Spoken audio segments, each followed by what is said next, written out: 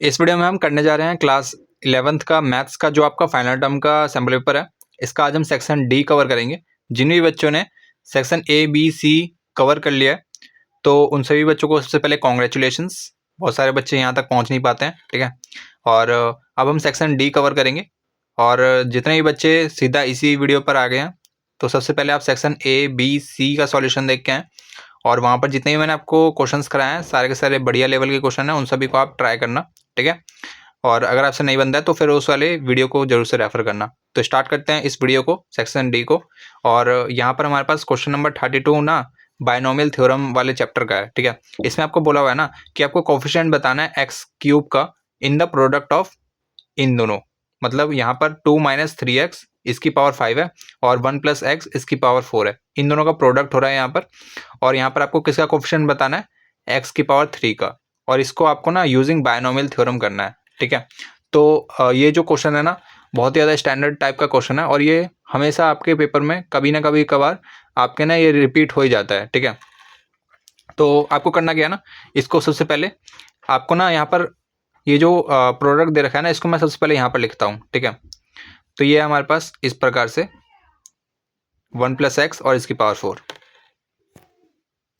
अब ना मैं यहाँ पर क्या करूँगा ना, यहाँ पर जो ई वाला टर्म है 2 - 3x इसकी पावर 5, इसका ना मैं जर्नल टर्म लिखना चाहता हूँ, ठीक है। जर्नल टर्म, ठीक है। जर्नल टर्म हमारे पास कैसे होगा, यहाँ पर हो जाएगा मेरे पास 5 c k और यहाँ पर हो जाएगा मेरे पास 2 की पावर, यहाँ पर जो हमारे पास ये पहला टर्म है इसके ऊपर क्या आती है, इन दोनों का डिफरेंस 5 - k, ठीक है। और ये जो हमारे पास -3x है इसकी पावर क्या आ जाएगी, ये जो c के नीचे लिखा हुआ है बेस में k, ठीक है। तो ये हमारे पास इस प्रकार से इसकी जर्नल टर्म बन चुकी है। ऐसे ही अगर मैं जर्नल टर्म बात करूं दूसरे टर्म का 1 + x इसकी पावर 4, ठीक है। अगर मैं इसके जर्नल टर्म की बात करूं, अभी आपको समझ में आ जाएगा कि मैं यहाँ पर जर्नल टर्म की बात क्यों कर रहा हूँ, ठीक है। क्योंकि ना अगर आप इसको अगर आप इस तरीके से सोच रहे हो, सबसे पहले मैं इसको बायनोमियल थ्योरम से एक्सपेंशन करूँगा, फिर इसका एक्सपेंशन करूँगा, फिर वहाँ पर से मैं इन सभी ब्रैकेट्स को आपस में मल्टीप्लाई करूँगा और फिर चेक करूँगा कि कौन सा एक्स क्यूब वाला किस किस में आ रहा है, ठीक है। और उसके कोफिशिएंट को चेक करूँगा और फिर उन सभी को मैं क्या करूँगा, ऐड करूँगा, ठीक है। तो इस तरीके से ना ये जो आपका जो क्वेश्चन है ना बहुत बड़ा हो जाएगा, ठीक है। आपको क्या करना होगा, सबसे पहले जनरल टर्म निकालो, ठीक है, इन दोनों ही टर्म्स की, या यहाँ पर कितनी भी टर्म्स आ जाएं मल्टीप्लिकेशन में लिखी हो, आपको यहाँ पर क्या करना होगा, सबसे पहले आपको इसकी जनरल टर्म निकालनी होगी, ठीक है। ऐसे ही इस वाले टर्म की अगर मैं जनरल टर्म की बात करूँ तो फिर ये हो जाएगा मेरे पास 4c और यहाँ पर ना जैसे यहाँ पर k था तो फिर यहाँ पर मैं क्या लिख देता हूँ, यहाँ पर मैं i लिख देता हूँ, ठीक है। और ये हो जाएगा मेरे पास 1 की पावर 4 - i और यहाँ पर x की पावर कितनी आ जाएगी, x की पावर आ जाएगी मेरे पास i, ठीक है। अब यहाँ पर से इसको थोड़ा सा सॉल्व कर लेते हैं। 1 की जितनी भी पावर होती है उसका आंसर हमेशा 1 ही आता है, ठीक है। तो 4ci ये तो हो गया 1 और ये हो गया मेरे पास x की पावर i, ठीक है। अब यहाँ पर ना अगर मैं इसको थोड़ा सा सिंप्लीफाई करके लिखूँ, ठीक है, इसको अगर मैं थोड़ा सा सिंप्लीफाई करके लिखूँ तो इसको मैं ऐसे लिख सकता हूँ 5c k 2 की पावर 5 - k और ये जो -3 है ना इसको मैं ऐसे करके लिख देता हूँ और इसकी पावर k और यहाँ पर जो x है इसको अलग लिख देता हूँ, ठीक है। ये हो जाएगा मेरे पास k, लिख सकता हूँ, है ना, क्योंकि दोनों की पावर सेम है। तो फिर एक बार मैंने इसको भी दे दिया और एक k मैंने इसको भी दे दिया, ठीक है। तो ये प्रॉपर्टी है, ठीक है। तो यहाँ पर अब हमने क्या किया कि यहाँ पर ना हमारे पास x की पावर k है और यहाँ पर x की पावर कितनी है, i है। अब अगर मैं इन दोनों को मल्टीप्लाई करना चाहता हूँ, बेसिकली ये तो जनरल टर्म है ना, और यहाँ पर अगर मैं ऐसे ही करके सारी की सारी टर्म्स निकालूँ 1 बाय 1, ठीक है, तो वहाँ पर से आपको करना क्या होगा, जहाँ पर भी x की पावर 3 बन रही होगी ना, ठीक है, जहाँ पर भी x की पावर 3 बन रही होगी उसका आपको कोफिशिएंट फाइंड करना है। तो हमने क्या किया ना, इन्हीं दोनों को मल्टीप्लाई कर दिया, क्योंकि यहाँ पर ये मल्टीप्लिकेशन है, इसकी जनरल टर्म निकाली, इसकी जनरल टर्म निकाली, ठीक है, और जनरल टर्म निकाल के उनको आपस में मल्टीप्लाई कर दिया। मल्टीप्लाई करने के बाद हमें क्या पता लग रहा है ना, यहाँ पर है हमारे पास एक्स की पावर आई और यहाँ पर है हमारे पास एक्स की पावर के, ठीक है। अगर मल्टीप्लाई में होता है तो फिर बेस सेम है तो फिर पावर क्या होती है, ऐड हो जाती है। ये हो गया मेरे पास आई प्लस के और ये हो गया मेरे पास एक्स क्यूब, क्योंकि हमें इसी का ही तो कोफिशिएंट चाहिए था क्वेश्चन में, एक्स क्यूब का ही तो कोफिशिएंट चाहिए था, तो फिर हम यहाँ पर क्या रखेंगे, एक्स क्यूब। तो फिर यहाँ पर आई प्लस के की वैल्यू कितनी आ गई, ये आ गई मेरे पास 3, ठीक है। अब हमें क्या निकालना है, ऑल पॉसिबल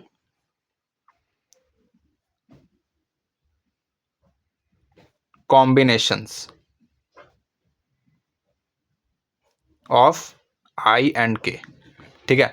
जितने भी वैलिड पॉसिबल कॉम्बिनेशंस हो सकते हैं ना आई और के, तो वो सारे के सारे हमें यहाँ पर निकालने हैं। तो यहाँ पर हम क्या करेंगे ना, तो फिर हम यहाँ पर सारे के सारे केसेस को कवर करेंगे, ठीक है, जहाँ पर आई प्लस के जो है ना 3 के बराबर होगा। तो सबसे पहले हम क्या करेंगे, के अंदर 0 पुट करेंगे, तो फिर आई हमारे पास कितना होना चाहिए, यहाँ पर अगर मैंने 0 पुट किया तो फिर आई मेरे पास 3 होना चाहिए, तभी तो इन दोनों का सम 3 बनेगा, ठीक है। अगर मैं के को 1 लेता हूँ तो फिर आई को मेरे पास 2 रहना पड़ेगा, तभी तो इन दोनों का सम मेरे पास 3 आएगा। अगर मैं आई को 2 लेता हूँ तो फिर अगर मैं के को 2 लेता हूँ तो फिर यहाँ पर आई मेरे पास कितना होगा, 1 होगा, ठीक है। और लास्ट केस क्या हो सकता है, जब मेरे पास के खुद में ही 3 हो जाए तो फिर आई के अंदर कितना आएगा, 0 आएगा। हर तरीके से हमारे पास 3 आ रहा है, इन दोनों का सम करेंगे तो 3 आएगा, इन दोनों का सम करेंगे तो 3 आएगा, इन दोनों का सम करेंगे तो 3 आएगा, इन दोनों का सम करेंगे तो 3 आएगा। अब आप में से कोई ऐसा मत बोल देना कि यहाँ पर हमने नेगेटिव नंबर क्यों नहीं लिया, इसको नेगेटिव ले लेते, इसको पॉजिटिव ले लेते, है ना, या इसको नेगेटिव ले लेते, इसको पॉजिटिव ले लेते, जिससे उससे भी तो हमारा सम पॉजिटिव 3 आ जाएगा। जैसे कि मैं क्या कहना चाह रहा हूँ, यहाँ पर अगर आपने आई को ले लिया, मेरे पास कितना 4 ले लिया, और मैंने के को ले लिया -1, ठीक है, इन दोनों का सम भी तो 3 है यार, इन दोनों का सम भी तो 3 है, तो मैंने इसको क्यों नहीं लिया, क्योंकि यहाँ पर जो के है ना वो नेगेटिव नहीं हो सकता, के और आई जो है नेगेटिव नहीं हो सकते। क्यों नहीं हो सकते, क्योंकि आपने देखा है कि यहाँ पर हमारे पास सी के नीचे आई लगा हुआ है और सी के नीचे के लगा हुआ है, तो फिर यहाँ पर हमारे पास ये जो दोनों के दोनों नंबर्स है ना, ये always greater than and equal to 0 होते हैं, ठीक है। तो फिर ये कभी भी नेगेटिव नहीं हो सकते, है ना। तो फिर अब हम क्या करेंगे, साइड साइड टर्म्स को निकाल लेंगे, ठीक है। अब अगर मैं दोबारा से यहाँ पर जाऊँ तो फिर यहाँ पर हमारे पास जो जनरल टर्म आई थी ना इस वाले टर्म के लिए, वो आई थी हमारे पास कुछ इस प्रकार से, और जो जनरल टर्म आई थी 1 + x की, वो आई थी हमारे पास ऐसे, ठीक है। और हमें क्या बोला हुआ था क्वेश्चन में कि हमें एक्स क्यूब का कोफिशिएंट फाइंड करना है इन दोनों का मल्टीप्लिकेशन करके। तो हमने क्या कर दिया, इन दोनों जनरल टर्म को हमने मल्टीप्लाई कर दिया और यहाँ पर से हमने कंडीशन निकाल ली, आई प्लस के जब हमारे पास 3 होगा तभी हमारे पास जो एक्स क्यूब यहाँ पर जो बनेगा ना वो एक्स क्यूब बनेगा, ठीक है। जब यहाँ पर हमारे पास आई प्लस के जब 3 के बराबर होगा तभी तो हमारे पास एक्स क्यूब बनेगा और तभी तो हम उसका कोफिशिएंट फाइंड कर पाएंगे, ठीक है। तो फिर हम क्या कर रहे हैं ना, इन दोनों टर्म को मल्टीप्लाई कर रहे हैं, क्योंकि यहाँ पर क्वेश्चन में भी मल्टीप्लाई कर रखा है, ठीक है, क्योंकि आपको मल्टीप्लाई करके कोफिशिएंट फाइंड करना है, ठीक है, जिसमें उसमें से जो भी एक्स क्यूब का कोफिशिएंट बनेगा ना वो आपको फाइंड करना है। तो हम क्या करते हैं, इसकी जनरल टर्म हमारे पास कुछ इस प्रकार से बनी, ये पूरी की पूरी, और इसकी जनरल टर्म ये रही, ठीक है। और इन दोनों जनरल टर्म को अब हमें मल्टीप्लाई करना है। एक्स को यहाँ पर भूल जाओ क्योंकि एक्स हमने यहाँ पर कवर कर लिया है, यहाँ पर एक्स की पावर के और एक्स की पावर आई हमने ऑलरेडी यहाँ पर कवर कर लिया, ठीक है। अब हमारे पास जो भी इसके साथ बिना एक्स वाले जितने भी टर्म्स हैं ना उन सभी को मैं यहाँ पर लिखना चाहता हूँ, ठीक है। तो यहाँ पर से हमारे पास बचेगा 5c के 2 की पावर 5 - के और -3 की पावर के, है ना। तो वहाँ पर से मैंने ये जो टर्म्स है वो मैंने निकाल लिया, ठीक है। यहाँ पर हमारे पास ये वाला कौन सा टर्म है, 2 - 3x की पावर 5 वाला, मतलब उसका ये जनरल टर्म है। जो भी हमारे पास x का कोफिशिएंट है ना वो ये बचा है, ठीक है। और यहाँ पर x का जो कोफिशिएंट है 1 + x की पावर 4 वाला, उसका कोफिशिएंट ये रहा, x का कोफिशिएंट, ठीक है। अब हमें डिफरेंट x और i और k की वैल्यू पुट करके हमें यहाँ पर आंसर देना है। जैसे कि यहाँ पर आपको दिख रहा होगा कि सबसे पहले हमने क्या पुट किया, ये केस नंबर 1 है, केस नंबर 2 है, केस नंबर 3 है एंड केस नंबर 4 है। जब हमारे पास k 0 हो और i 3 हो तो फिर हमारे पास टर्म क्या बनेगा वो हमें यहाँ पे फाइंड आउट करना है। जब हमारे पास केस नंबर 1 जब k 0 हो, i हमारे पास 3 हो। तो पुट करते हैं इसके अंदर, k मेरे पास अगर 0 है तो फिर 5c 0 हो जाएगा और ये हो जाएगा मेरे पास 2 की पावर 5 हो जाएगा और -3 की पावर 0 और ये हो जाएगा 4c3। फाइंड कर लेते हैं इसको, ये आ जाएगा मेरे पास ओवरऑल 5 आ जाएगा एंड ये हो जाएगा मेरे पास 32, किसी की पावर 0 तो फिर आंसर 1 आता है और 4c3 यानी कि ये हो जाएगा मेरे पास 4, है ना। और एक छोटी सी मिस्टेक होगी, ये 5c 0 था, ठीक है, तो फिर इसका आंसर 1 होता है, ठीक है। ये हो गया मेरे पास 8 और ये हो गया मेरे पास 12, तो 128 आ रहा है जब हमारे पास k 0 हो और i 3 हो, ठीक है। तो लिख देते हैं यहाँ पर 128। ऐसे ही हम k इज इक्वल टू 1 को पुट करेंगे, i इज इक्वल टू 2 को पुट करेंगे, ठीक है। तो अब हमारे पास आ चुके हैं हम case number 2 where k is equal to 1 and k i is equal to 2, ये i है, ठीक है। i हमारे पास 2 है and k is equal to 1 है और इन दोनों का सम 3 आ रहा है जो कि हमें चाहिए, उसी का कोफिशिएंट तो चाहिए x की पावर 3 का, ठीक है। अब 1 पुट करते हैं तो फिर ये आ जाएगा मेरे पास 5c1 एंड दिस इज 5 - 1 हो जाएगा मेरे पास 4 और ये हो जाएगा -3 की पावर 1 और ये हो जाएगा मेरे पास 4ci है तो फिर 4c2 हो जाएगा, है ना। ये हो जाएगा मेरे पास 5 एंड ये हो जाएगा मेरे पास कितना, 2 की पावर 4 16, ये हो गया मेरे पास -3 and 4 factorial divide by 2 factorial and 2 factorial, तो ये होता है मेरे पास 4 × 3 × 2 फैक्टोरियल, ये इससे कैंसिल हो जाएगा और ये इससे गया 2 बार में, तो ये मेरे पास 6 बन रहा है। 16 5 जा 80 इंटू -3 और ये मेरे पास 6 बन रहा था इंटू ओनली 6, ठीक है। तो ये हो गया मेरे पास कितना, -18 इंटू 80, तो ये हो जाएगा मेरे पास 64 और ये हो गया मेरे पास 14 और ये 0, ठीक है। -1440 आ रहा है, -1440 आ रहा है, ठीक है। अब 2 और 1 का निकाल लेते हैं। जब हमारे पास k इज इक्वल टू 2 हो, i इज इक्वल टू 1 हो, तब क्या होगा, हमारे पास टर्म थी 5ck 2 की पावर 5 माइनस k एंड -3 की पावर k और था हमारे पास 4ci, ठीक है। k is equal to 2 put करते हैं, 5c 2 हो जाएगा एंड दिस इज 2 की पावर 5 - 2 होता है मेरे पास 3 -3 की पावर k की वैल्यू है मेरे पास 2 एंड 4c1, ठीक है। किसी को कोई दिक्कत नहीं है।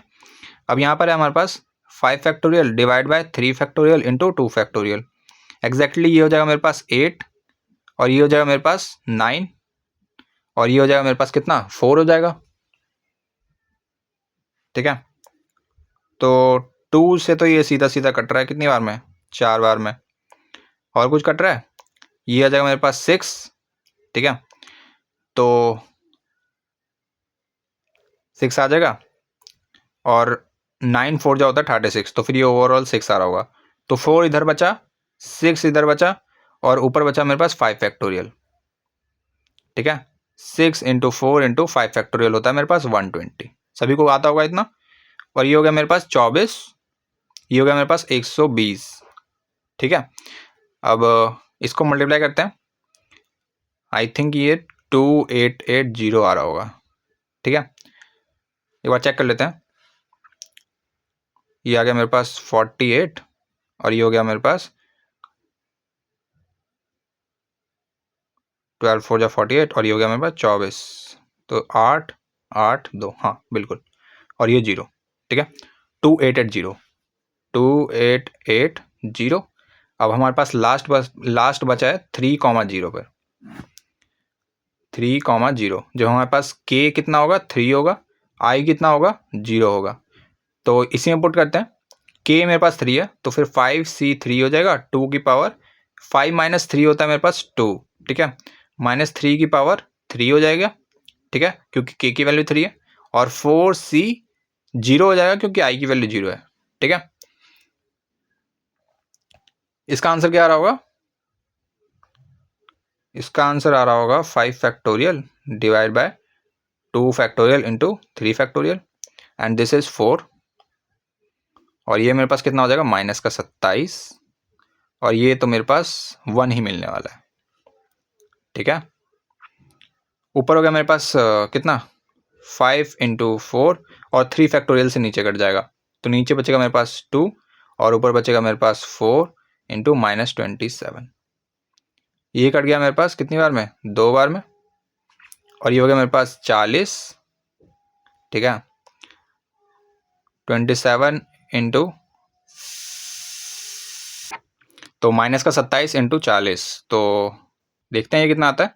ये आ गया मेरे पास 28, और ये हो गया मेरे पास 16, सॉरी 8 और 2 10, और ये 0, तो माइनस का 1080, -1080। इन सबको अब ऐड करना है, क्योंकि ये सारे क्या है, एक्स क्यूब के कोफिशिएंट हैं, कोफिशिएंट ऑफ एक्स क्यूब। ठीक है, क्योंकि इन सभी ये सारे वैलिड कॉम्बिनेशंस हैं। ठीक है, के और आई के, जिनसे हमारे पास सम कितना आ रहा है? 3 आ रहा है। 0 plus 3 is 3, 1 plus 2 is 3, 2 plus 1 is 3, 3 plus 0 is 3। तो यहाँ पर से हमें कोफिशिएंट बताना था किसका? एक्स क्यूब का। तो ये सारे वैलिड कोफिशिएंट्स आए हैं किसके? एक्स क्यूब के। अब इन सबको ऐड कर देते हैं। ऐड करने पे हमारे पास आएगा कितना? 488। ठीक है, so this is the right answer. I hope आपको पूरा क्वेश्चन समझ में आया होगा। क्या इसमें करना है? सबसे पहले हमारे पास जर्नल टर्म पता होना चाहिए। जितनी भी हमारे पास प्रोडक्ट में जितनी भी टर्म्स लिखी हुई हैं उन सभी का हमें जर्नल टर्म आना चाहिए, कैसे लिखते हैं, और उसके बाद हम कैसे पॉसिबल नंबर ऑफ कॉम्बिनेशंस निकाल पाए। किसके पॉसिबल नंबर ऑफ कॉम्बिनेशंस निकाल पाए? आई और के, क्योंकि यहाँ पर आई और के ही हमारे पास मिलकर क्या बना रहा था? 3 बना रहा था। तो फिर हमने देख लिया, जब हमने 0 रखा के को तो आई 3 मिल रहा था, के को 1 रखा तो फिर 2 मिल रहा था, के को 2 रखा तो फिर आई 1 मिल रहा था, के को 3 रखा तो फिर आई 0 मिल रहा था। और यहाँ पर से हमने इन सभी को, हमारी जनरल टर्म जो भी थी उन दोनों का मैंने प्रोडक्ट किया। प्रोडक्ट करने के बाद जो भी मेरे पास एक्स का कोफिशिएंट बच रहा था उन सभी मैंने टर्म्स को निकाल लिया। ठीक है, टर्म्स को निकालने के बाद यहाँ पर ये सारे हमारे पास ऐसे कोफिशिएंट्स बनेंगे जो हमारे पास एक्स क्यूब के कोफिशिएंट होंगे। ठीक है, तो इन सबको ऐड कर लिया, जो कि आ गया मेरे पास 488, और यही हमारे पास एक्स क्यूब का कोफिशिएंट होगा। आई होप आपको ये क्वेश्चन समझ में आया होगा। अगले क्वेश्चन की तरफ बढ़ते हैं। तो इसी के और वाले पार्ट में आपको क्या कह रखा था ना कि x प्लस 2 इसकी पावर 8 है, एंड प्लस लगा रखा है x माइनस 2 इसकी पावर 8 है। आपको यहाँ पर इसको फाइंड करना है। तो सिंपल सा हमारे दिमाग में एक ही चीज़ हिंट करती है, क्यों ना हम यहाँ पर बायनोमियल थ्योरम लगा दो। ठीक है, लगा दें। क्यों? क्योंकि यहाँ पर बहुत बड़ी पावर है। ठीक है, तो यहाँ पर हम क्या करते हैं ना, x प्लस 2 का हम एक्सपेंशन कर देते हैं किसकी मदद से? बायनोमियल थ्योरम की मदद से। तो फिर ये हो जाएगा मेरे पास 8c0, x की पावर मेरे पास कितनी हो जाएगी? इन दोनों का डिफरेंस जो कि हो जाएगा मेरे पास 8, और यहाँ पर 2 की पावर हो जाएगी इसके बेस में जो भी लिखा है 0। ठीक है, ऐसे ही एग्जैक्टली हम क्या करेंगे, 8c1, x की पावर इन दोनों का डिफरेंस हो जाएगा 7, और ये हो जाएगा मेरे पास 2 की पावर 1। ठीक है, प्लस में, ठीक है, प्लस में 8c2, x की पावर मेरे पास कितनी हो जाएगी? अब हो जाएगी मेरे पास इन दोनों का डिफरेंस कितना हो जाएगा? बोलो, 6, और 2 की पावर 2। ठीक है, प्लस में 8c3, और यहाँ पर x की पावर हो जाएगी 5, और 2 की पावर हो जाएगी मेरे पास 3। ठीक है, 8c4, अब फटाफट लिखते हैं, x की पावर 4 और 2 की पावर 4। ठीक है, 8c5, x की पावर 3, यहाँ पर x की पावर में डिक्रीमेंट हो रहा है। यहाँ पर 8 था, 7 है, 6 है, 5 है, 4 है, फिर यहाँ पर 3 हुआ, और यहाँ पर 2 की पावर में इंक्रीमेंट हो रहा है, 0 1 2 3 4। ठीक है, अब क्या आएगा? 2 की पावर 5 आएगा, प्लस 8c6, x की पावर हो जाएगी मेरे पास 2, और 2 की पावर हो जाएगी मेरे पास कितनी 6 प्लस 8c7 x की पावर मेरे पास कितनी हो जाएगी बोलो 1 2 की पावर 7 8c8 लास्ट टर्म है x की पावर हो जाएगी 0 और 2 की पावर हो जाएगी 8। ठीक है, अब यहाँ पर मुझे एक चीज़ चेक करनी है ना कि यहाँ पर जैसे ही मैं x माइनस 2 की पावर 8 लिखूँगा यहाँ पर क्या चेंजेस होंगे, कुछ ज़्यादा चेंजेस तो होंगे नहीं, क्योंकि यहाँ पर x है, यहाँ पर भी x है, यहाँ पर 2 है, यहाँ पर भी 2 है, बट यहाँ पर साइन का डिफरेंस है, यहाँ पर प्लस का 2 है, यहाँ पर माइनस का 2 है, तो जहाँ पर भी 2 है ना उसकी जगह पे -2 लिख दो। ठीक है, -2 रख दो।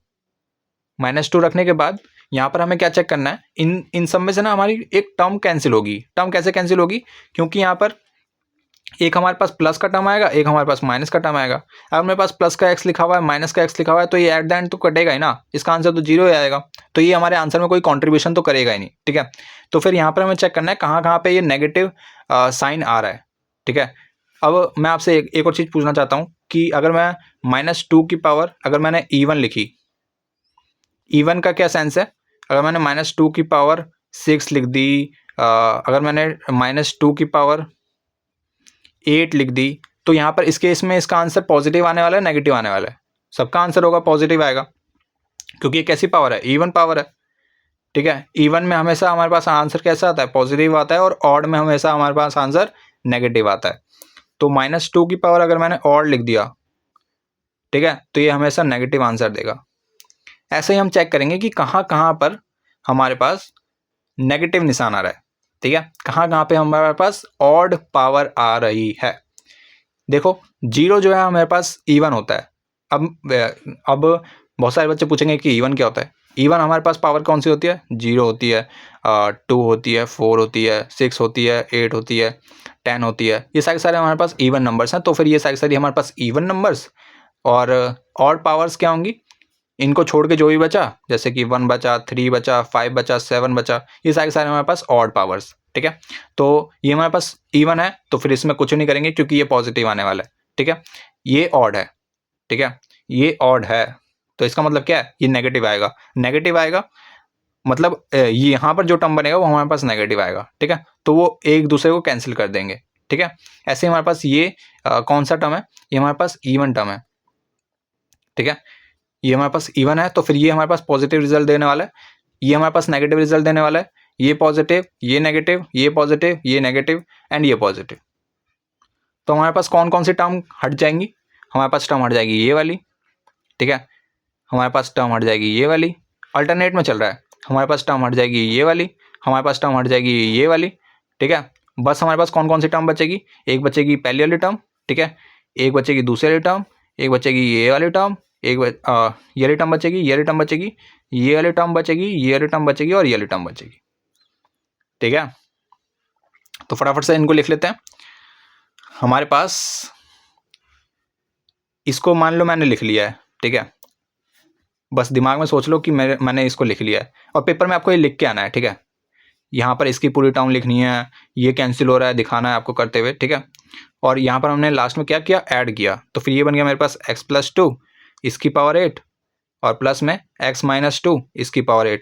इन दोनों को जब मैंने ऐड किया तो फिर मेरे पास यहाँ पर भी ऐसा बच रहा होगा और यहाँ पर भी ऐसा बच रहा होगा, तो फिर यहाँ पर मैं क्यों ना 2 का मल्टीप्लिकेशन कर दूँ इन सभी टर्म्स में।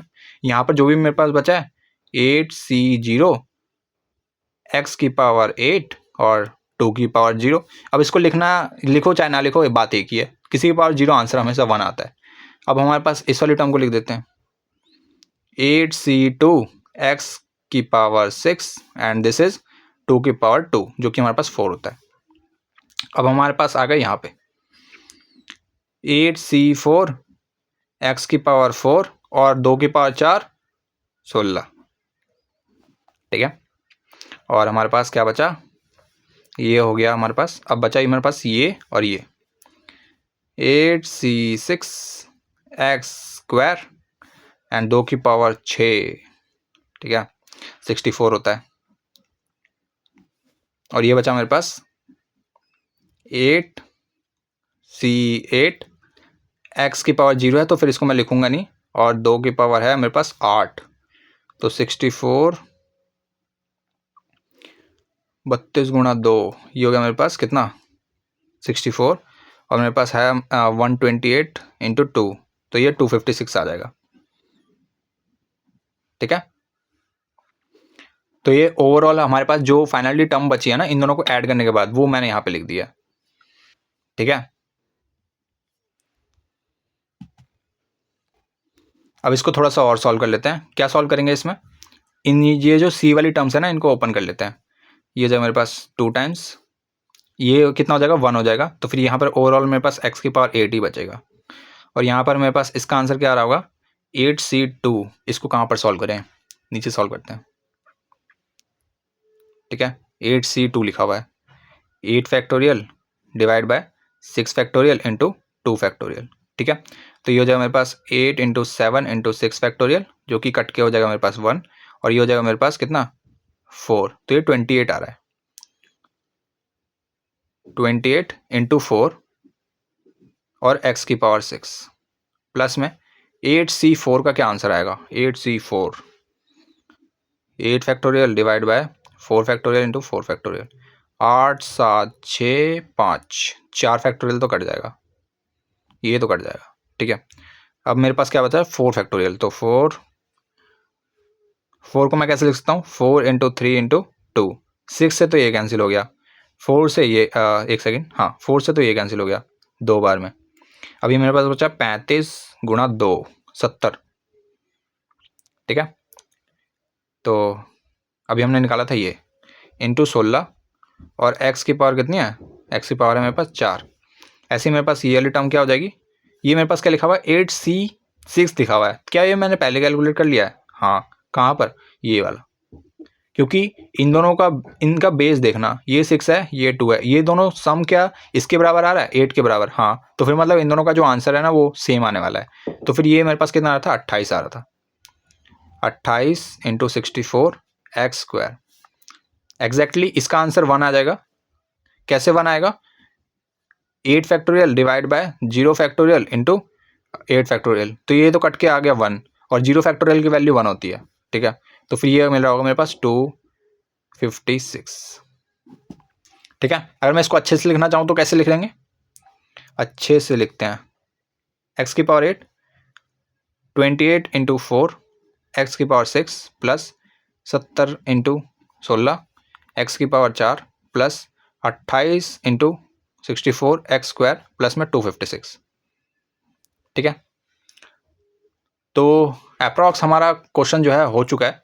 अब हमें क्या बोला हुआ था कि ये किसके बराबर है, फर्स्टली आप ये बताओ कि ये किसके बराबर है, एक्स की पावर 2 एक्स प्लस 2 इसकी पावर 8 प्लस में x माइनस 2 इसकी पावर 8, इन दोनों को ऐड करने पे हमारे पास ये वाली टर्म आ रही है। समझ आ रहा है। अब हमारे पास फाइंड क्या करना था क्वेश्चन में, क्वेश्चन अगर देखा जाए ना तो फिर यहाँ पर हमें फाइंड करना था, मतलब ये तो फाइंड करना ही था, इसी के साथ एक और चीज़ फाइंड करनी थी, x प्लस 2 मतलब √5 प्लस 2 इसकी पावर 8 था, प्लस √5 माइनस 2 इसकी पावर भी 8 था। ठीक है, अब कुछ आपको रिलेटिव लग रहा है, मतलब अगर आप यहाँ पर कंपेयरिंग करना जानते हो ना तो फिर आप इस क्वेश्चन को इजीली कर सकते हो। यहाँ पर हमारे पास यहाँ पर x दिख रहा है और यहाँ पर क्या दिख रहा है √5 दिख रहा है। ठीक है, बस इसी का यहाँ पर डिफरेंस है, यहाँ पर x की जगह पे क्या है √5 है, x की जगह पे क्या है √5 है। अब बहुत सारे बच्चे क्या करेंगे ना, सर ने सिखाया था कि इसको ओपन कर देते हैं, तो मैंने इसको ओपन करके दिखा दिया। ठीक है, अब पेपर में क्वेश्चन आ गया, ऐसे ही क्वेश्चन आ गया मान लो, और यहाँ पर उन्होंने x की जगह पे √5 नहीं पुट किया, उन्होंने दोबारा से इसी को ओपन करना स्टार्ट कर दिया, दोबारा से इसकी एक्सपेंशन कर रहे हैं। ठीक है, दोबारा से ऐड कर रहे हैं, फिर सब्ट्रैक्ट करेंगे। ठीक है, तो एट द एंड आके ना उनको बहुत ज़्यादा पछतावा होगा, क्योंकि ये जो है ना थोड़ा सा रिलेटिव होता है। अगर आपने ये फाइंड कर लिया तो फिर ये दोनों जो है इसी पे डिपेंडेंट है। तो यहाँ पर x की जगह पे √5 पुट कर दो, आपका आंसर आपके सामने मिल जाएगा। यहाँ पर सिमिलरली लिख देना x इज इक्वल टू √5 और यहाँ पर इसको पुट कर देना। ठीक है, तो पुट करेंगे x की जगह पे कितना √5, तो फिर ये मिल जाएगा मेरे पास 2 इंटू, अब देखो यहाँ पर हमारे पास क्या हो जाएगा √5 है ना, √5 की पावर अगर मैं 8 करूँगा तो फिर ये मेरे पास कितना आएगा 5 की पावर 4 आएगा। ठीक है, क्यों 4 आएगा, क्योंकि आप जानते हैं 5 की पावर 1/2 लिखा हुआ है √5 और इंटू में 8 लिखा हुआ है, तो ये मेरे पास कितना आ जाएगा 5 की पावर 4। तो ये हो गया मेरे पास 5 की पावर 4, ठीक है। और ये हमारे पास प्लस में लिखा हुआ है 28 इंटू 4 और x की पावर 6, यानी कि हमारे पास हमेशा पावर का आधा हो जाएगा। ये हो जाएगा मेरे पास 5 की पावर 3 प्लस 70 इंटू 16 और ये हो जाएगा मेरे पास 5 की पावर 4 लिखा हुआ है, तो फिर इसका आधा कितना होता है 2 प्लस 28 इंटू 64 एक्स स्क्वायर है, यानी कि इसकी पावर कितनी हो जाएगी, इसकी पावर कितनी हो जाएगी, हाफ हो जाएगी, यानी कि 5 की पावर हो गई 1 और ये 256 तो अकेला ही है, ठीक है। अब कैलकुलेशन की बारी आ गई, ठीक है। तो एक काम आप पे छोड़ देता हूँ मैं, इसको कैलकुलेट कर लेना, ठीक है। इसको जो भी कैलकुलेट करके आएगा उसको यहाँ पर लिख लेना और लास्ट में उसको 2 से मल्टीप्लाई करना मत भूलना। 2 से मल्टीप्लाई करने के बाद उसके पास जो भी आंसर आएगा ना यहाँ पर, ठीक है, बहुत बड़ी सी टर्म आने वाली है, उसको मेरे को कमेंट सेक्शन में बताना, ठीक है। जिसका भी आंसर सही होगा मैं उसको कमेंट में पिन कर दूंगा, ठीक है। तो ये भी बहुत अच्छा क्वेश्चन तो नहीं कहूँगा, बट स्टैंडर्ड सा क्वेश्चन है, कभी कभार बहुत ज़्यादा इसका रिपीटेशन देखा गया है आपके क्वेश्चन पेपर में। अब हम चलते हैं क्वेश्चन नंबर 33 पर। पिछले वाले क्वेश्चन का आंसर जो उसे बताना, ठीक है, कमेंट में। मैं देखना चाहता हूँ कितने बच्चे पढ़ रहे हैं। अब यहाँ पर है हमारे पास कि हमें यहाँ पर ना फर्स्ट टर्म दे रखी है एपी की, जो है हमारे पास 2, ठीक है। तो फर्स्ट टर्म यानी कि स्मॉल ए दे रखा है मेरे पास 2 और यहाँ पर आपको बोला हुआ है sum of first 5 terms is equal to 1/4 of the sum of next 5 terms. क्या कह रहा है ये वाला स्टेटमेंट। तो यहाँ पर हमारे पास अगर मैं ए पी बनाना चाहूँ तो फिर A1 आ जाएगा, A2 आ जाएगा, A3, A4, A5, A6, A7, A8, A9, A10, ठीक है। इसमें क्या बोल रहा है ना कि पहली जो 5 टर्म्स हैं ये एपी की टर्म्स लिखी हुई है मैंने, ठीक है। ये फर्स्ट टर्म है, सेकंड टर्म है, थर्ड टर्म है, फोर्थ है, फिफ्थ है, सिक्स्थ है, ऐसे करते करते ये 10th टर्म। पहली जो 5 टर्म्स है ना उनका जो सम है, इन सभी का जो सम, ये मैं सम से रिप्रेजेंट कर रहा हूँ, इसको सम बोलते हैं, मतलब ऐड कर दिया तो मतलब सम है। Sum of 5 terms is equal to, ये किसके बराबर है, 1/4 किसके, of the sum of next 5 terms. इन सभी का हम सम करेंगे, ठीक है। अगर ये मेरे पास सम 5 टर्म्स तक स्टार्टिंग की 5 टर्म्स का है तो फिर ये मेरे पास क्या होगा, सम ऑफ नेक्स्ट 5 टर्म्स, ठीक है। अगली 5 टर्म का जो सम है अगर हम उसमें 1/4 कर दें तो फिर वो मेरे पास किसके बराबर आ जाता है, वो हमारे पास सम ऑफ प्रीवियस 5 टर्म्स, ठीक है। तो आई होप आपको ये वाला क्वेश्चन समझ में आया होगा। बहुत ज़्यादा सिंपल सा स्टेटमेंट था कि पहली 5 टर्म का जो सम है वो बराबर है 1/4 times of sum of next 5 terms, ठीक है। तो बस इतना सही क्वेश्चन था कि मतलब हमने इसको ऐड कर दिया स्टार्टिंग की 5 टर्म्स को, वो किसके बराबर होगा, 1/4 times of sum of next 5 terms, ठीक है। तो स्टार्ट करते हैं। अगर ये मेरे पास ए है, A1 है तो फिर इसका मतलब ये फर्स्ट टर्म की बात कर रहा है। अगर मेरे पास A2 है तो मतलब ये A+D की बात कर रहा है। अगर ये A3 है तो मतलब A+2D की बात कर रहा है। अगर ये A4 है तो मतलब A+3D की बात कर रहा है। अगर ये A5 है तो A+4D की बात कर रहा है। अगर ये A6 है तो फिर ये A+5D की बात कर रहा है। अगर ये A7 है तो फिर ये A+6D की बात कर रहा है। अगर ये A8 है तो फिर ये A+7D की बात कर रहा है। अगर ये A9 है तो फिर A+8D की बात कर रहा है। ये 10 है तो फिर A+9D की बात कर रहा है। इतना सही समझ में आता है, ठीक है। ये तो मैंने 10वीं का ही फॉर्मेट लिखा है कि A4 A+n-1D के बराबर होगा, ठीक है। और n की वैल्यू कितनी है 4, तो 4 - 1 3 होता है। तो फिर ये 10वीं की तो बातें चल रही हैं, इसमें क्या ही मैंने ज़्यादा कर दिया, ठीक है। तो पहले 5 टर्म्स हैं, इन सभी का सम कितना होगा। अगर मैं यहाँ पर निकालना चाहता हूँ A1 + A2 + A3 + A4 + A5, ठीक है। अगर मैं ये निकालना चाहता हूँ तो फिर ये मेरे पास कैसे आएगा, इसको ऐड कर दो, इसको ऐड कर दो, इसको ऐड कर दो, इसको ऐड कर दो, इसको ऐड कर दो। ये मेरे पास कितनी बार लिखा हुआ है, A + A + A + A + A कितनी बार लिखा हुआ है, 5 बार।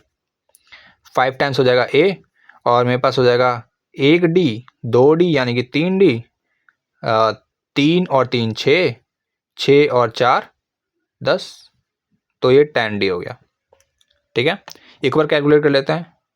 1 2 यानी कि 3, 3 और 3 6, 6 4 10। ठीक है, और नेक्स्ट 5 टर्म्स यानी कि A6 प्लस A7 है ना, A8, A9, A10, ये मेरे पास किसके बराबर हो जाएगा?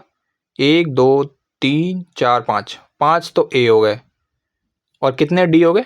कितने D हो गए बताना जरा। ये D हो गया मेरे पास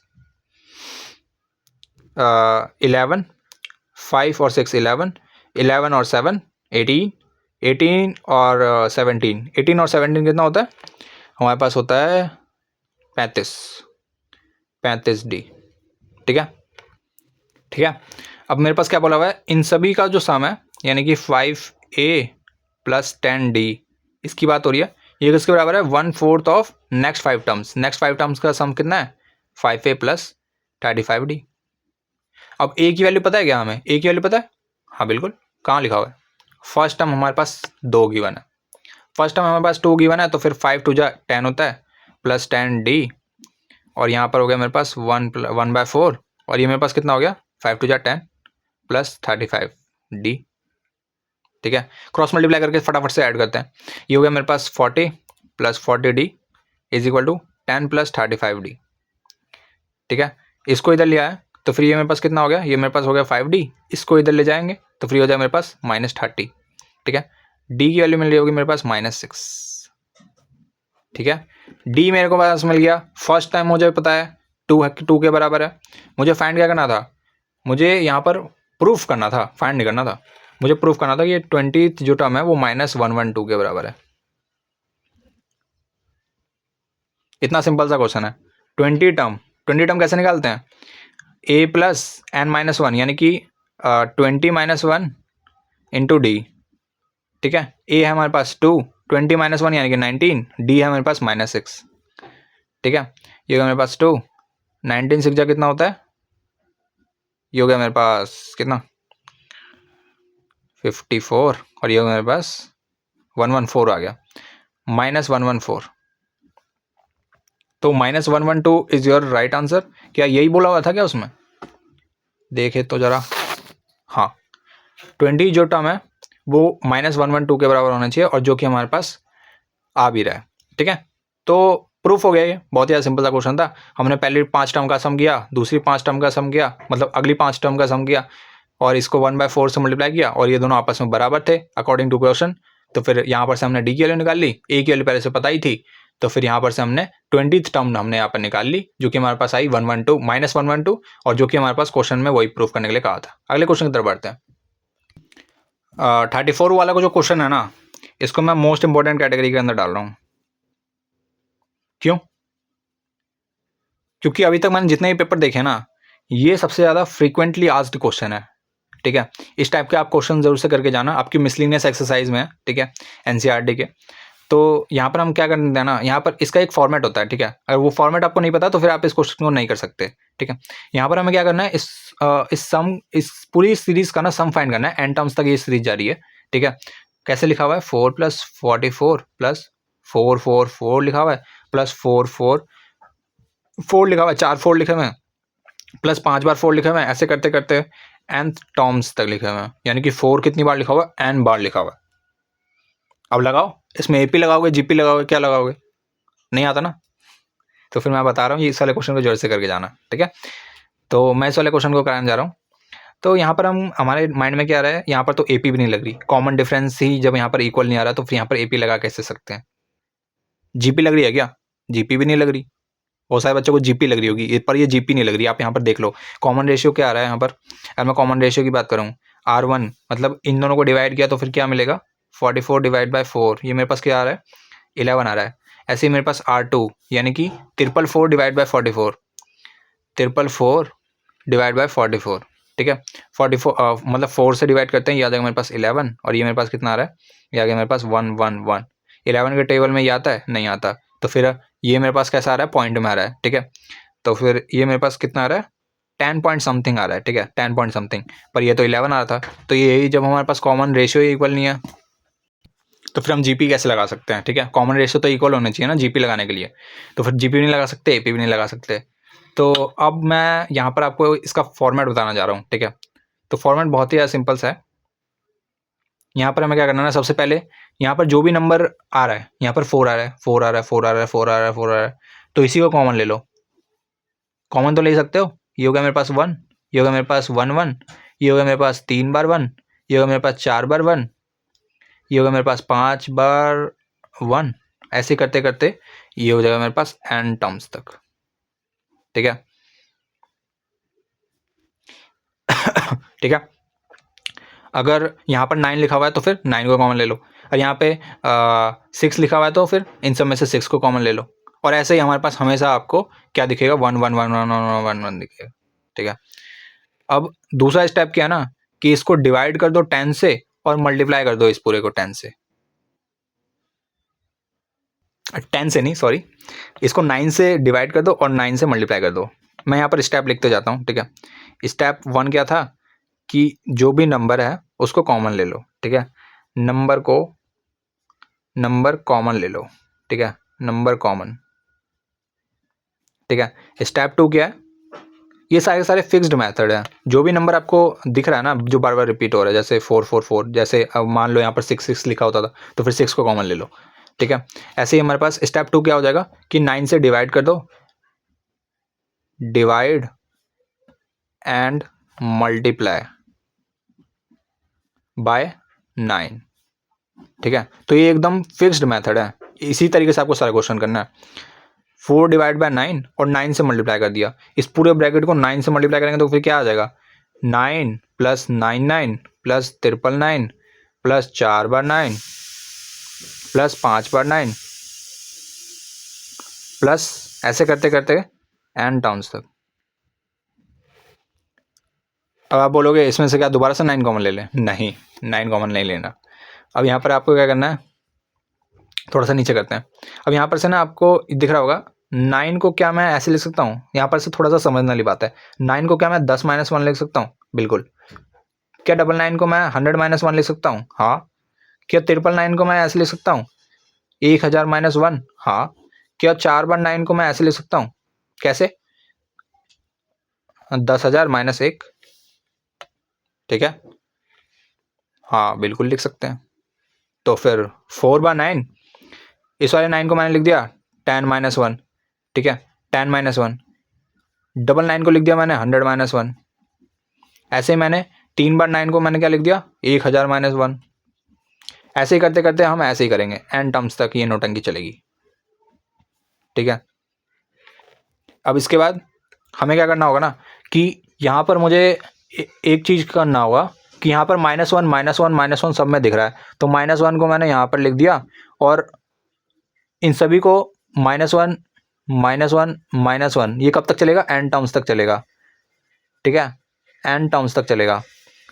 और यहाँ पर हमारे पास हो जाएगा 10 प्लस 100 प्लस 1000 प्लस 10,000, ठीक है, और प्लस में ऐसे ही करते करते ये कहाँ तक चलेगा, n टर्म्स तक चलेगा, ठीक है। और यहाँ पर ये इस प्रकार से, और ये प्लस, ठीक है, ये भी n टर्म्स तक चलेगा, ये भी n टर्म्स तक चलेगा। अब यहाँ पर 1 + 1 कितना होता है, 1 + 1 होता है 2, और 1 + 1 + 1 + 1 1 2 3 4 4 बार लिखा है तो 4 हो जाता है। ऐसे ही 1 + 1 + 1 कितनी बार लिखा हुआ है, n तक लिखा हुआ है, तो फिर मेरे पास कितना हो जाएगा, n हो जाएगा, हो जाएगा नहीं हो जाएगा, हाँ, बट माइनस का निशान है तो फिर माइनस का निशान यहाँ पे लगा दो। यहाँ पर हो गया मेरे पास 10 प्लस 100 प्लस 1000 प्लस ऐसे करते करते कहाँ तक, n टर्म्स तक, ठीक है, 4/9, ठीक है। अब यहाँ पर हम क्या करेंगे ना, यहाँ पर हमें जीपी दिख रही है, ये 10 है, ये 100 है, ये 1000 है, तो मतलब मेरे पास कॉमन रेशियो कितने का मिल रहा है, 10 का मिल रहा है, दिख रहा है, कॉमन रेशियो मेरे पास कितना का मिल रहा है, 10 का मिल रहा है। तो फिर यहाँ पर हम जीपी वाला सम लगा सकते हैं, हाँ, जीपी के सम का फॉर्मूला आप सभी को आता ही होगा, नहीं आता है, ठीक है। जीपी का फॉर्मूला क्या होता है, ए ब्रैकेट आर की power N minus one divide by R minus one where R is not equal to one, ठीक है। और यहाँ पर हमारे पास एक इसके बराबर है, 10 के बराबर है। पहला टर्म हमारे पास 10 के बराबर है और कॉमन रेशियो हमारे पास कैसे निकला, 100 डिवाइड बाय 10 जो कि आता है मेरे पास 10, 1000 डिवाइड बाय 100 जो कि आता है मेरे पास 10। कॉमन रेशियो आपका थ्रू आउट दी टर्म्स आपके पास सेम रहने वाला है। तो फिर ये हो जाएगा मेरे पास ए की वैल्यू है हमारे पास 10 और आर की पावर एन, आर है हमारे पास 10, 10 की power N minus one divide by 10 minus one minus N, ठीक है। ऑलमोस्ट आपका क्वेश्चन कंप्लीट है। यहाँ पर आपको थोड़ी बहुत चीज़ें करने की ज़रूरत है। ये हो गया मेरे पास 10 बाय 9 10 की power n minus one minus N, ठीक है। और सिंप्लीफाई करना चाहते हो तो फिर कर दो। ये हो गया मेरे पास कितना 4 बाय 9 और ये हो गया मेरे पास 10 इंटू 10 की power n minus one minus इसको मल्टीप्लाई कर दो 9n और ये 9 को बाहर लिख लो, ठीक है। 9 को बाहर लिख लिया। अब ये हो गया मेरे पास कितना 4 बाय 81 और ये हो गया मेरे पास 10 इंटू 10 की power n minus one minus 9n, ठीक है। तो दिस इज द आंसर, ठीक है। एक बार मैं जो आपको दो क्वेश्चन दे रहा हूँ ना, इसको आप जरूर से कर लेना, ठीक है। एक कर लेना आप 7 प्लस 7 7 प्लस 7 प्लस 4 बार 7, ऐसे करते करते एन टर्म्स तक इन सभी का आप सम बताना कमेंट सेक्शन में, ठीक है। दूसरा है मेरे पास किसका सम 8 प्लस 88 प्लस 888 प्लस 4 बार 8, ऐसे करते करते एन टर्म्स तक, ठीक है। तो दो यही दो क्वेश्चन कर लोगे तो फिर आपको आइडिया मिल जाएगा। ऐसे क्वेश्चन जेई में भी आते हैं, मैं आपको 3-4 क्वेश्चन दिखा सकता हूँ। जेई मेंस में ऐसे क्वेश्चन 3-4 बार आ चुके हैं, ठीक है। और आपके बोर्ड्स में भी आते हैं, ठीक है। ये आपको ना प्रूफ करना है कि यहाँ पर ये वाला जो टर्म है वो इसके बराबर है। तो इन्फिनाइट टर्म है और यहाँ पर कॉमन रेशियो आपको क्या मिल रहा है, हाँ देख लेते हैं कॉमन रेशियो क्या मिल रहा है। ये मेरे पास 2 की पावर 1/2 और अगर मैं इसको 4 को मैं क्या लिखना चाहता हूँ 2 की टर्म्स में लिखना चाहता हूँ, तो ये हो जाएगा मेरे पास 2 की पावर 2 और 2 की पावर 2 इंटू 1/8 इंटू 2 की पावर इसको मैं लिख सकता हूँ 3 और ये हो जाएगा मेरे पास 1/24। ऐसे ही 2 की पावर 4 हो जाएगा इंटू 1/64। ऐसे करते करते इन्फिनाइट टर्म्स बन रही हैं। ये मैंने LHS लिया है, ठीक है। तो 2 की पावर 2 को मैं 4 लिख सकता हूँ, 2 की पावर 3 को मैं 8 लिख सकता हूँ, 2 की पावर 4 को मैं 16 लिख सकता हूँ। ऐसे ही 2 की पावर 5 को मैं 32 लिख सकता हूँ, जो कि इसकी अगली वाली टर्म होगी। इसको इससे काट देंगे ये आ जाएगा मेरे पास 4, इसको इससे काट देंगे ये आ जाएगा मेरे पास 8, इसको इससे काट देंगे ये आ जाएगा मेरे पास कितना 16। तो 2 की पावर हो जाएगी मेरे पास 1/2। बेस सेम है, पावर अलग अलग है, पावर अलग अलग है। तो फिर इन सभी को मैं क्या करता हूँ, इन सभी को मैं प्रॉपर्टीज से मैं क्या लिख सकता हूँ 2 की power 1/2 plus 1/4 plus 1/8 plus 1/16 plus ऐसे करते करते इन्फिनाइट टर्म्स तक कर सकता हूँ, बिल्कुल। ये हो गया मेरे पास 2। ये क्या बन रहा है, अगर मैं ऊपर वाली सीरीज का बात करूँ, ये है मेरे पास 1/2 प्लस 1/4 जिसको मैं लिख सकता हूँ 1/2 की पावर 2 और ये हो जाएगा मेरे पास 1/2 की पावर 3, ये हो जाएगा मेरे पास 1/16 हो जाएगा 1/2 की पावर 4। ऐसे करते करते इन्फिनाइट टर्म। और यहाँ पर हमारे पास फर्स्ट टर्म है मेरे पास 1/2। कॉमन रेशियो की बात करें तो फिर ये 1/2 डिवाइड बाय 1/2 मतलब इसका स्क्वायर डिवाइड बाय 1/2। तो ये मेरे पास कितना आ रहा है 1/2 आ रहा है। कॉमन रेशियो भी सेम, कॉमन रेशियो कितना आ रहा है 1/2 आ रहा है। फर्स्ट टर्म मेरे पास कितनी मिल रही है 1/2। तो ये हमारे पास जो जब भी हमारे पास r लेसर देन 1 होता है ना, जब भी मेरे पास mod of r lesser than 1 होता है तो फिर यहाँ पर हम क्या कर सकते हैं, यहाँ पर हम ना इन्फिनाइट टर्म होता है जीपी में, उसका सम कैसे निकाल सकते हैं a/1 - r, ठीक है। तो इसका मतलब क्या है ना कि 1/2 आप जानते हैं 0.5 होता है, 0.5 होता है। ऐसे ये उससे भी छोटी वाली टर्म आएगी, 0.5 से भी छोटी आएगी, ये वाली टर्म उससे भी छोटी आएगी, 0.5 से बहुत ज़्यादा छोटी आएगी, ऐसे ये बहुत ज़्यादा छोटी वाली टर्म। तो ऐसे छोटी छोटी टर्म करते करते ना ये नेग्लिजिबल होने लग जाता है। इस वजह से हम इस वाले टर्म का इस वाले का इस्तेमाल कर लेते हैं। अगर आपके अकाउंट में मान लो, अगर आपके अकाउंट में मैंने 0.0000 10⁻⁻31 और 1 डाल दिया, इतने रुपए डाल दिए, ठीक है। तो आप बोलोगे भाई मतलब क्यों ही पैसे डाले थे, मत डालता, ठीक है। तो फिर यहाँ पर इसी प्रकार से मैं बोलना चाहता हूँ कि ये टर्म आगे जाके इतनी छोटी छोटी होने लग जाती है ना कि इसका जो सिग्निफिकेंस है वो वही ख़त्म हो जाता है। तो फिर इसकी जगह पे हम क्या कर सकते हैं, इसका सम का फॉर्मूला लगा सकते हैं, ये वाला a divide by 1 - r। a की वैल्यू मेरे पास 1/2 और r की वैल्यू मेरे पास 1/2। तो फिर ये मेरे पास कितना हो गया, 1/2 ऊपर मिल रहा है, 1/2 नीचे है। तो फिर इस पूरे सीरीज़ का सम कितना आ रहा है, 1 आ रहा है। इस पूरी सीरीज़ का सम कितना आ रहा है, 1 आ रहा है। तो 2 की पावर जितना भी पूरा टर्म बन रहा था ना, उस सभी का आंसर कितना आ गया, 1 आ गया। और ये मेरे पास किसके बराबर है, 2 के बराबर, जो ही मेरे को यहाँ पर प्रूफ करना था। तो ये यहाँ पर प्रूफ हो गया। बहुत ही सिंपल सा क्वेश्चन था। आई होप आपको ये वाला क्वेश्चन समझ में आया होगा। इसी के और वाले पार्ट में आपको सिंपल सा बोला हुआ है कि एक हमारे पास दो इक्वेशन दे रखी है, एक ये वाली जिसके रूट्स हैं पी एंड क्यू, और ये वाली इक्वेशन है, दो अलग अलग इक्वेशन है और इसके रूट हैं पी क्यू, इसके रूट हैं आर एस, ठीक है। और आपको फाइनली बोला हुआ है कि पी क्यू आर एस जो है जीपी में है, एंड आपको ए प्लस बी और divide by B minus A जो है 10/6 के बराबर दिया हुआ है। तो फिर आपको यहाँ पर फाइंड क्या करना है ना, कि आपको ना यहाँ पर प्रूफ करना है, फाइंड नहीं करना, प्रूफ करना है। क्या प्रूफ करना है कि यहाँ पर a plus B divide by B minus A जो है ना 10/6 के बराबर है, ये आपको यहाँ पर प्रूफ करना है। तो बहुत ही सिंपल सा क्वेश्चन रहेगा। बस यहाँ पर आपको एक सिंपल सा, ठीक है। तो सिंपल सा मेथड क्या है कि यहाँ पर ना p को मतलब ये जी है ना, तो फिर p लिख सकता हूँ। और अगर मैं कॉमन रेशियो को मैं थोड़ी देर के लिए यहाँ पर कैपिटल R मान के चलता हूँ ना, तो फिर ये मेरे पास क्या लिखा हुआ है, q मेरे पास किसके बराबर हो जाएगा, p इंटू कैपिटल R के, और R किसके बराबर हो जाएगा, R बराबर हो जाएगा P इंटू R स्क्वायर के, और S किसके बराबर हो जाएगा, P इंटू R क्यूब के। इतनी सिंपल सी चीज़ थी जो कि आपको आपके दिमाग में हिंट करनी चाहिए अगर आप ये क्वेश्चन को सॉल्व करना चाहते हैं। तो इसके बाद सभी को पता है sum of roots and product of roots क्या होते हैं, 10वीं में सभी पढ़ के आए हैं, 10th क्लास तो इतना बेसिक आप सभी को आता ही होगा क्वाड्रेटिक इक्वेशन का। p प्लस क्यू यानी कि सम ऑफ रूट्स मेरे पास किसके बराबर होता है, minus B by A, minus B यानी कि -4 और माइनस माइनस हो जाएगा प्लस, तो फिर हो जाएगा मेरे पास 4/1, and product of roots is c by A, जो कि हो जाएगा मेरे पास a into A divide by 1, ठीक है, जिसको मैं a भी ले सकता हूँ। ऐसे ही मेरे पास r प्लस एस जो कि हो जाएगा -b बाई ए, जो कि हो जाएगा मेरे पास 8। ऐसे ही मेरे पास r इंटू एस जो कि हो जाएगा मेरे पास कितना, b, c बाई ए, ठीक है।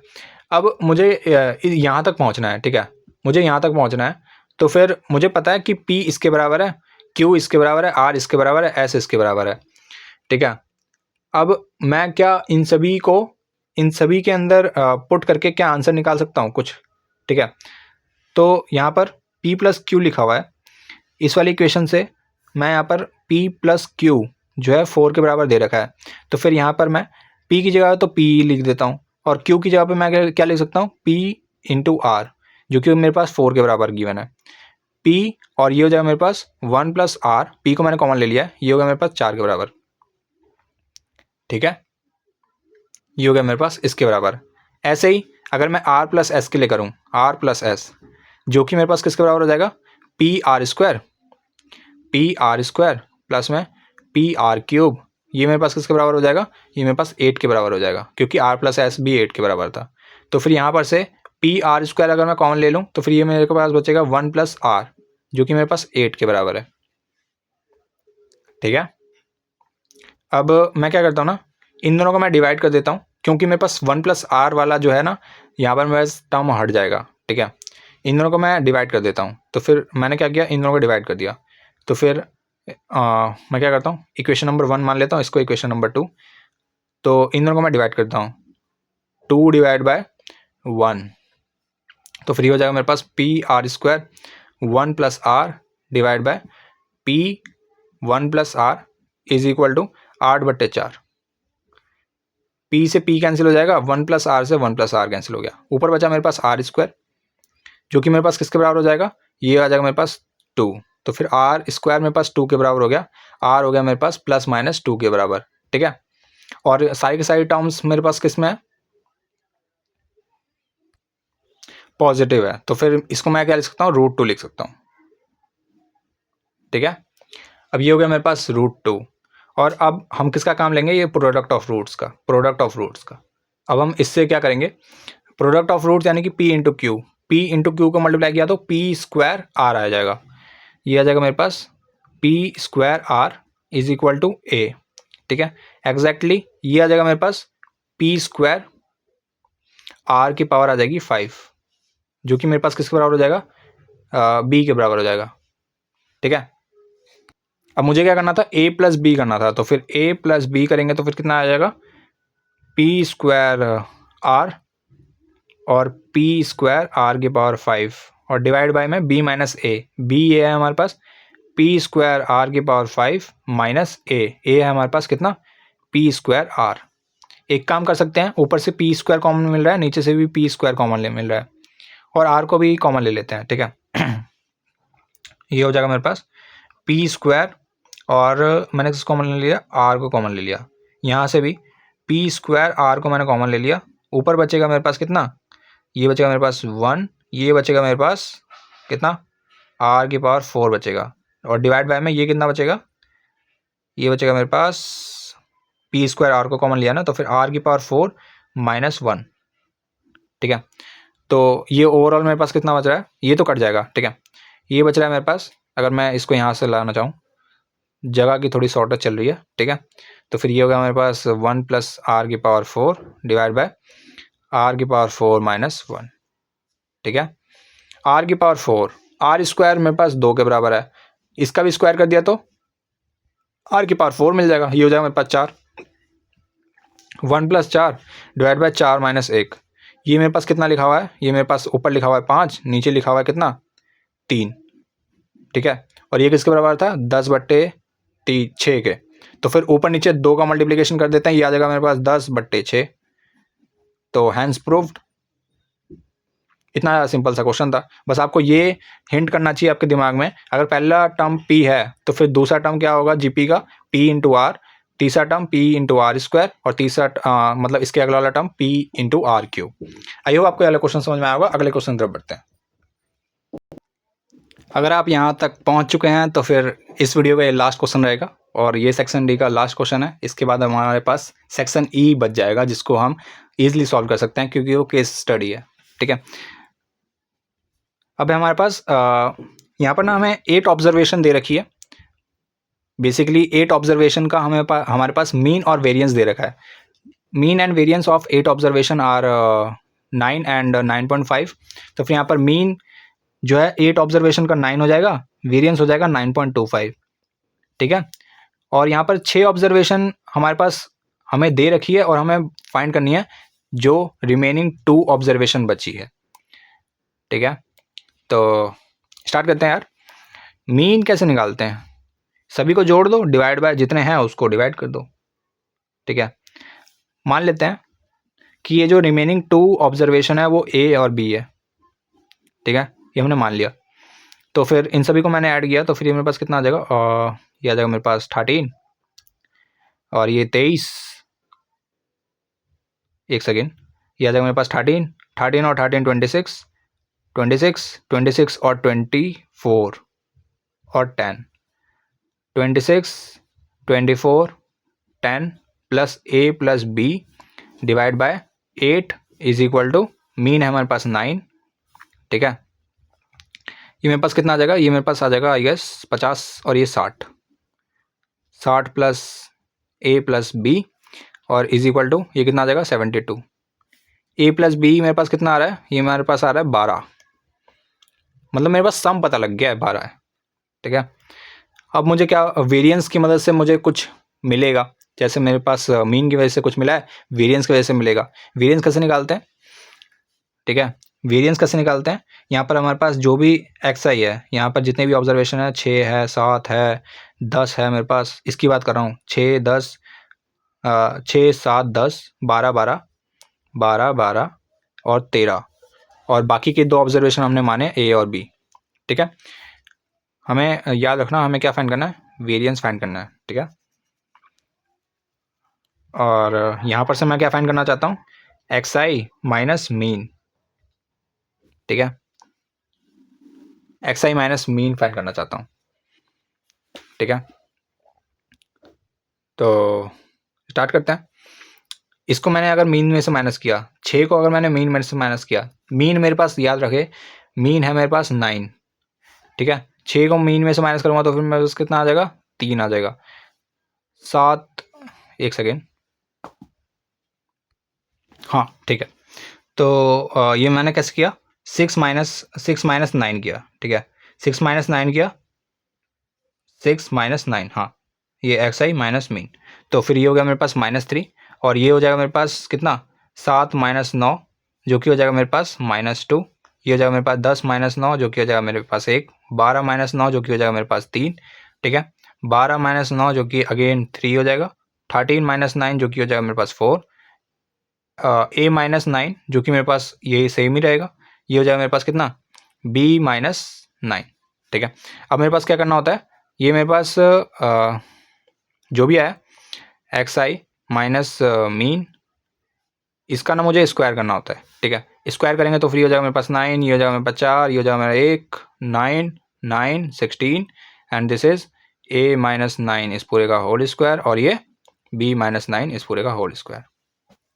ठीक है, अब क्या करते हैं, इन सभी को ऐड करते हैं। ठीक है, ये हो जाएगा मेरे पास कितना, 1 2 3 3 9 है तो फिर ये हो गया मेरे पास 27 27 और ये 5 32 32 और 16 32 16 48। तो फिर 48 प्लस ए माइनस 9 इसका स्क्वायर प्लस बी माइनस 9 इसका स्क्वायर। ठीक है, और ये हमारे पास वेरिएंस हमारे पास कितना है, वेरिएंस है हमारे पास 9.25। ठीक है, इसको ध्यान में रखेंगे। अभी हमारे पास 48 प्लस ए माइनस 9 इसका स्क्वायर बी माइनस 9 इसका होल स्क्वायर डिवाइड बाय कितने ऑब्जर्वेशन है, ये 8 है ना, एक सेकेंड, हाँ ये है हमारे पास 8 ऑब्जर्वेशन। ठीक है, और ये मेरे पास क्या आ गया, वेरिएंस आ गया। तो वेरिएंस था मेरे पास 9.25 के बराबर। अब ये हम क्या कर लेते हैं, इसको सेपरेट कर लेते हैं। तो फिर ये हो जाएगा मेरे पास 48 divide by 8 plus A minus 9 इसका स्क्वायर प्लस बी माइनस 9 इसका whole square divide by 8 is equal to 9.25। ये मेरे पास कितना आ जाएगा, ये मेरे पास कितना आ जाएगा, 6 आ जाएगा। ठीक है, ये मेरे पास 6 आ गया। 6 को मैंने इधर भेजा तो फिर ये मेरे पास कितना आ गया, ये मेरे पास आ गया 3.25 और 8 को यहाँ पे मल्टीप्लाई कर देते हैं। ये वाला जो 8 है इधर आगे मल्टीप्लाई हो गया। ठीक है, ये हो गया मेरे पास ए माइनस 9 इसका स्क्वायर बी माइनस 9 इसका स्क्वायर। अब बारी है इनको ओपन करने की। ए स्क्वायर प्लस में 81 माइनस में 2 टाइम्स तो फ्री हो जाएगा मेरे पास 18 A exactly B square plus में 81 minus 18 B is equal to, इसको मल्टीप्लाई कर लेते हैं, ये आ जाएगा मेरे पास 26। ठीक है, अब ए स्क्वायर प्लस बी स्क्वायर और ये आ गया मेरे पास 81 और ये 81 81 प्लस 81 और ये आ गया मेरे पास माइनस 18 ए प्लस बी। ठीक है, ये हो गया मेरे पास 26 के बराबर। ठीक है, और A square plus B square minus का 18 ए प्लस बी कहीं देखा देखा सा लग रहा है, हाँ ए प्लस बी मैंने यहाँ पर 12 निकाला था तो फिर इसको यहाँ पे पुट कर देते हैं। ये आ गया मेरे पास 12 प्लस 81 81 और 81 को जोड़ा तो फिर ये आ गया मेरे पास 2 और ये 16 इजिकल टू 26। अब इसको मल्टीप्लाई कौन करेगा, 18 तो फिर ये हो गया मेरे पास ऐसे और ये हो गया मेरे पास 36 है ना, 18 टू जा 36 होता है 6 और ये हो गया मेरे पास 11 और ये मेरे पास 2160। ठीक है, हाँ जी बिल्कुल, नहीं नहीं जीरो क्यों आएगा, ये होगा मेरे पास 6 11 और ये 2 216। माइनस ए स्क्वायर प्लस बी स्क्वायर, ये माइनस का 216 है और ये 162, तो माइनस का 216 प्लस में 162 इज इक्वल टू 26 दे रखा है। ठीक है, ये हो गया मेरे पास कितना 16 और ये बचा मेरे पास 38, है ना 38। ठीक है, ये हो गया मेरे पास 14, 4 5, ये माइनस का आएगा। ठीक है, माइनस का 54 इधर जाएगा तो फिर प्लस का 54, 26 plus 54 is equal to A square plus में बी स्क्वायर। ये मेरे पास कितना आ रहा है 10 और ये हो गया मेरे पास 8, 80 हो गया। ठीक है, ए स्क्वायर प्लस बी स्क्वायर मेरे पास 80 मिल रहा है, ए प्लस बी मेरे पास कितना था 12 था, ए प्लस बी मेरे पास कितना था 12 था, ए स्क्वायर प्लस बी स्क्वायर इतना, ए प्लस बी इतना, तो फिर ए बी कितना। ठीक है, अब फटाफट से बहुत करीब है हम आंसर के, ये मेरे पास 80 के बराबर है और ए प्लस बी मेरे पास 12 के बराबर है। अब मुझे क्या करना होगा ना, मैं यहाँ पर से बी की वैल्यू निकाल लेता हूँ, 12 माइनस ए आ गया, इसको यहाँ पे पुट कर देते हैं, a square plus 12 minus a इस पूरे का whole square is equal to 80। Solve करते हैं फटाफट से, ए स्क्वायर प्लस में 144 प्लस माइनस में 24a इज इक्वल टू 80। ठीक है, ये हो गया मेरे पास 2a स्क्वायर प्लस में 144 minus 80 minus 24a is equal to 0। 2a square ये मेरे पास कितना बचा 20 और ये 64 बचा। ठीक है, 64, तो माइनस का 24a प्लस में 64 इज इक्वल टू 0, 2 से डिवाइड कर देते हैं, ये हो गया मेरे पास ए स्क्वायर माइनस 12a प्लस में 32 इज इक्वल टू 0। फैक्टराइज करते हैं इसको, ये हो गया मेरे पास ए स्क्वायर, तो फिर 32 में करना है ना, तो फिर ये 8 और 4 आ जाएगा, minus 8a minus 4a plus में 32 इज इक्वल टू 0। ए को कॉमन लिया, ठीक है, ए को कॉमन लिया तो फिर ये हो गया मेरे पास a माइनस 8, 4 को कॉमन लिया, a minus 8 is equal to 0, a minus 4 and a minus 8 is equal to 0। a की वैल्यू मिल रही है मेरे पास 4 एंड 8, इन दोनों से कौन सी वैलिड वैल्यू होगी। ठीक है, अगर a 8 है a 4 है तो फिर b मेरे पास कितना हो जाएगा, b मेरे पास हो जाएगा 12 माइनस a है। ठीक है, b तो फिर ये हो जाएगा मेरे पास 8, अगर मेरे पास a 8 है तो फिर b मेरे पास कितना हो जाएगा, b मेरे पास हो जाएगा 4। ठीक है, तो फिर ये दोनों हमारे पास वैल्यूज़ हैं a और b की। ठीक है, ठीक है, तो फिर यहाँ पर से a की वैल्यू मेरे पास 4 आ गई, b की वैल्यू मेरे पास 8 आ गई, या अल्टी पल्टी मार के कुछ भी कह सकते हैं। ठीक है, इसको 8 कह दो, इसको 4 कह दो, इसको 4 कह दो, इसको 8 कह दो, कोई दिक्कत नहीं है। आई होप आपको ये वाला क्वेश्चन समझ में आया होगा, और यहाँ इसी के साथ हमारे पास सेक्शन डी कंप्लीट होता है। तो अगर आपको ये सारी वीडियोस पसंद आ रही है तो फिर एक बार कमेंट सेक्शन में जरूर से बताना, और लाइक जरूर से कर देना, और अपने फ्रेंड्स के साथ इसको शेयर जरूर से कर देना। नेक्स्ट वीडियो मिलते हैं किसी नए टॉपिक के साथ, तब तक के लिए जय हिंद, जय भारत।